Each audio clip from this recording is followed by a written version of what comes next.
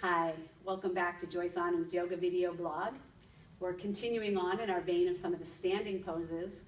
And this posture today that we'll focus on is the half standing forward bend.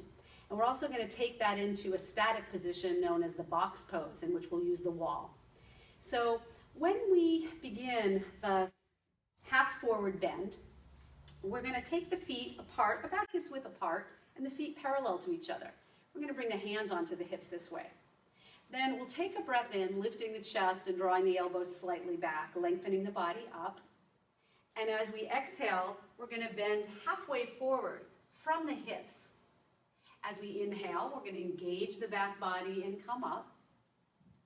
And then again, as we exhale, we're going to just pivot around the axis of the hips, coming forward. So my back stays in a pretty neutral position. I'm not rounding my back, nor am I overly arching it. Exhale, we'll bend the knees very slightly, let the pelvis turn. So that curve stays in the small of my back. And when I come up, I'm going to engage the muscles in the back body, the hamstrings, the glutes, and lift back up. Let's try that again. Exhale, folding forward from the hips, flat back position they call that, or neutral spine. And then inhale and come up. Now this time, when you exhale and fold forward, let your arms slide down your legs just above your knees, elbows straight. And as you inhale, bring the hands back up to the hips. Exhale, bend the knees, hinge around the axis of the hips, and come halfway forward. Notice how the back of my neck is long and my gaze is down. Inhale, come back to the standing position. You can repeat that several times, holding the position in the half forward bend. When you're in this position, you want to avoid really sagging the back and overworking the back muscle. There's a little bit of engagement through the abdomen, so the small of the back stays long. Then when you come up, you connect the back of the buttocks down into the heels, and that activity in those posterior muscles is what lifts you up. So this posture is very good for strengthening the hamstrings, the gluteal muscles, also the posterior muscles, the postural muscles of the spine.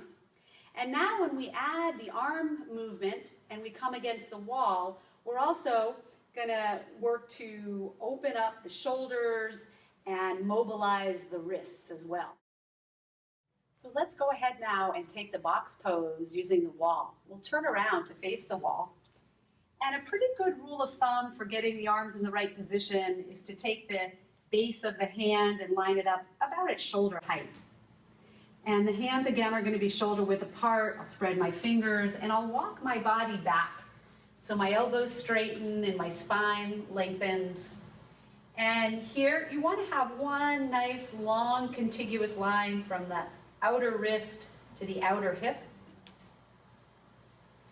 I don't want to drop down and overextend and hang in my shoulders. That can overstretch ligaments and pinch pain-sensitive structures in your shoulders. So keep your head and neck up, ears in line with the upper arms.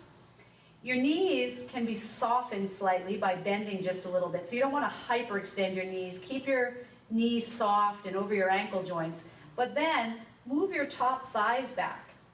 And that helps to create stretch and length in your lower back.